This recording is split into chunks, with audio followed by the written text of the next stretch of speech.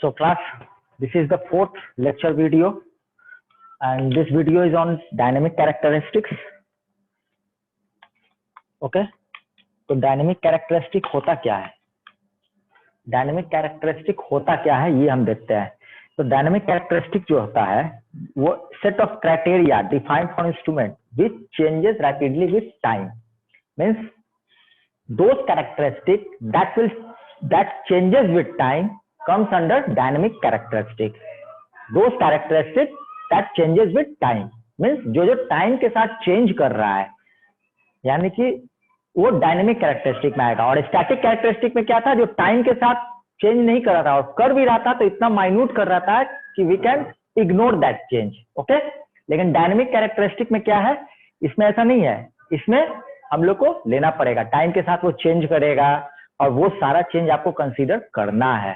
तो ये dynamic characteristic में है। तो डायनेमिक कैरेक्टरिस्टिक में मेनली होता तो बहुत है, हम लोग यहाँ पे 4 को क्लब किए हैं: speed of response and response time, lag, Fidelity, dynamic error. ठीक है, अब इसमें से ऐसा नहीं है कि सब डायनेमिक कैरेक्टरिस्टिक में ये जो है ये डिजायरेबल है, ये डिजायरेबल है, यानी कि स्पीड ऑफ रिस्पॉन्स उसका हाई होना चाहिए, रिस्पॉन्स टाइम उसका बहुत तेज होना चाहिए, लैग जो है ये मेरा अनडिजायरेबल है, अनडिजायरेबल है। हम लोग नहीं चाहते हैं कि लैग हो, नहीं चाहते हैं लैग हो। अगर लैग हो रहा है तो वो गलत है, हम नहीं चाहते हो, और हम लोग को ऐसा सिस्टम बनाना चाहिए जिसमें लैग कम से कम हो। ठीक है, नेक्स्ट है फिडेलिटी। फिडेलिटी हम लोग का डिजायरेबल क्वांटिटी है, डिजायरेबल कैरेक्टरिस्टिक है, यानी हम लोग इसको चाहते हैं, डिजायर करते हैं कि ज्यादा हाई फिडेलिटी सिस्टम हो, हाई फिडेलिटी रहो। डायनेमिक एरर ये भी अनडिजायरेबल है, मीन्स अनडिजायरेबल है, यानी कि डायनेमिक एरर हम नहीं चाहते हैं। ठीक है, तो इसमें से 2 मेरा डिजायरेबल हुआ, 2 अनडिजायरेबल हुआ डायनेमिक कैरेक्टरिस्टिक में। अब एक एक करके हम लोग देखते हैं। फर्स्ट हम लोग देखते हैं speed of response. Speed of response, speed of response क्या है, मतलब स्पीड ऑफ रिस्पॉन्स जो है ये रैपिडिटी को शो करेगा, कितना रैपिडली, अगर हम लोग कोई सिस्टम को मेजर कर रहे हैं कितना रैपिडली इनपुट देने के साथ ही आउटपुट आ जाए। ठीक है, वो है स्पीड ऑफ रिस्पॉन्स, यानी ये रैपिडिटी को शो करेगा, यानी कितना जल्दी सिस्टम रिस्पॉन्स करे चेंज को। यानी कि जैसे ही आप इनपुट दिए, कैलिब्रेट मास्टर कैलिब्रेटर जो बताए थे उससे आपने एक इनपुट दिया 30 वोल्ट का, तो ये जो इनपुट है इसके रिस्पॉन्स में कितना जल्दी वो रिएक्ट कर दे वो उसका स्पीड को दर्शाएगा। और जो टाइम लेगा ये इसके स्पीड को दर्शाया, और ये सेटलिंग टाइम में जो टाइम लेगा वो उसका रिस्पॉन्स टाइम होता है। एक हम ग्राफ बता रहे हैं, ये ग्राफ इलेक्ट्रॉनिक्स में अलग अलग जगह आएगा ही आएगा। हमने एक इनपुट दिया और मेरा कैसा चाहिए आउटपुट उसी तरीके का चाहिए, लेकिन होता क्या है आउटपुट जो है थोड़ा देर बाद सेटल करेगा। तो ये जो इतना टाइम लगा, ये इतना टाइम को अगर सर्किट थ्योरी में पढ़िएगा तो ये ट्रांजिशन स्टेट है, ये स्टेडी स्टेट है।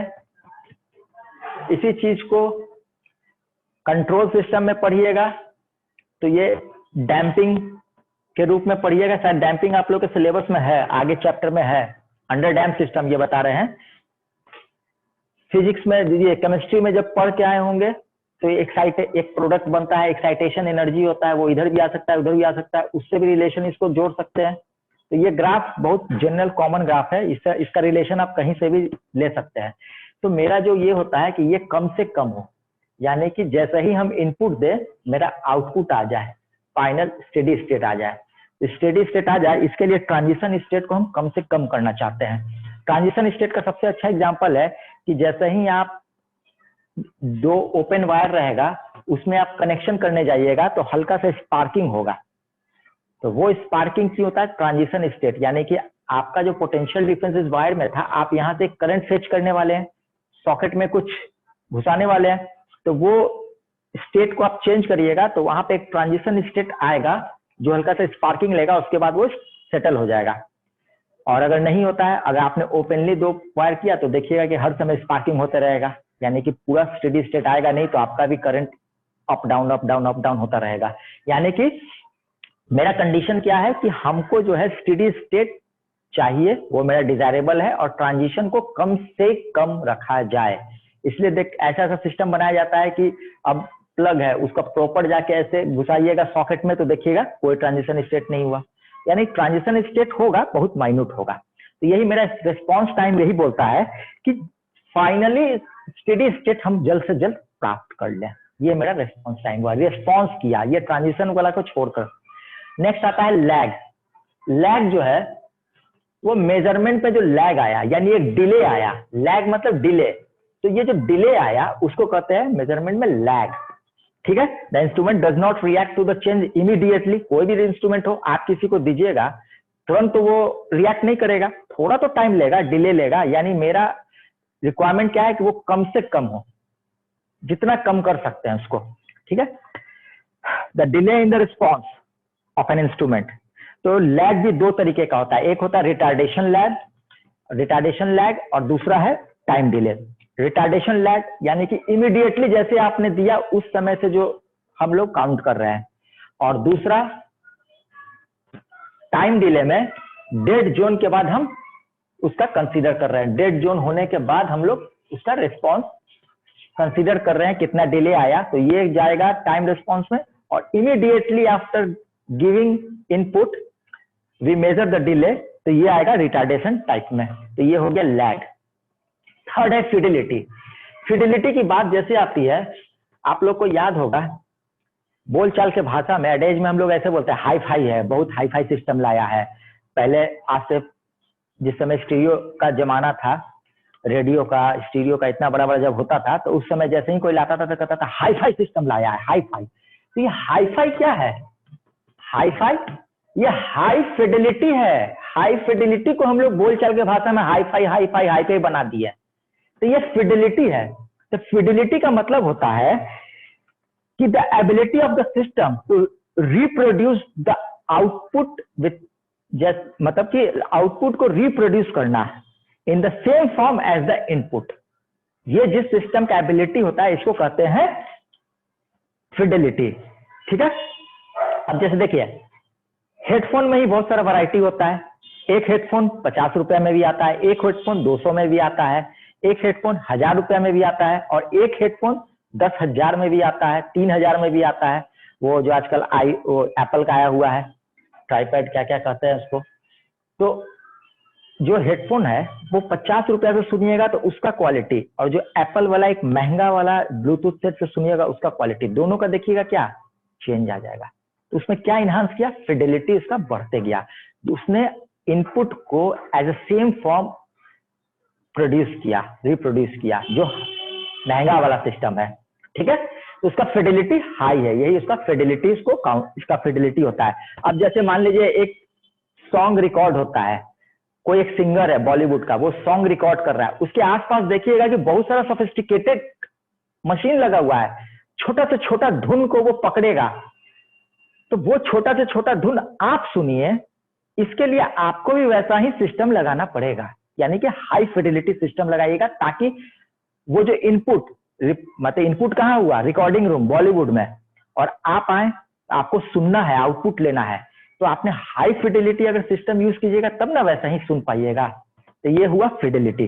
ठीक है, फिडिलिटी के टाइम में हम लोग कंसीडर नहीं करते हैं टाइम डिले और फेज लैग को, टाइम लैग और फेज लैग कंसीडर नहीं करते हैं, फिडिलिटी इसको छोड़कर इसको फिडिलिटी होता है। नेक्स्ट है डायनेमिक एरर। डायनेमिक एरर जो होता है, ट्रू वैल्यू, एक होता है ट्रू वैल्यू और एक होता है मेजर वैल्यू। तो ट्रू वैल्यू और मेजर वैल्यू का जो डिफरेंस आता है उसका हमको, जैसे ट्रू वैल्यू है 5 एम्पियर और इसको ये मेजर किया 4.9 एम्पियर, तो ये जो डिफरेंस आया ये टाइम के साथ धीरे धीरे चेंज होता है। अभी 4.9 दिखा रहा है, अब तुरंत देखिएगा विद इन 5 मिनट 10 मिनट के बाद फिर रीडिंग लिखिएगा तो ये हो सकता है 4.8 दिखाएगा। तो ये जो डिफरेंस आ रहा है इसको कहते हैं dynamic error with the time के साथ।